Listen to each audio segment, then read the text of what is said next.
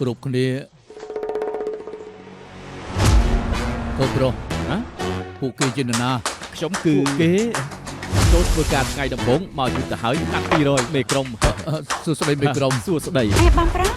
នេះជាហាក់បំពេញជ័យរបស់ក្រុមហ៊ុនខ្ញុំគឺប្រពន្ធរបស់ចង់ជន់កូនភាសាបងយិនទៅលេងសួនទៀតហើយគាត់គឺដន្លងអ្នកដន្លងជប់ឡើងជប់សិនតាចាស់នេះភូកឃើញណាស់កុំចាគាត់បោះកៅអៅកាបូបនិងអត្តសញ្ញាណប័ណ្ណខ្ញុំមិនអីទេគ្រាន់តែជារបស់ក្រៅខ្លួនទៅប៉ាមិនបានពីប៉ាកោសក់ខ្ញុំហើយនិយាយដាក់ប៉ារបៀបនេះជាន់ហ្វ្រាំងប្រយ័ត្នជាន់ហ្វ្រាំងចេញកាត់ទៅឯងចូលក្នុងសិនមក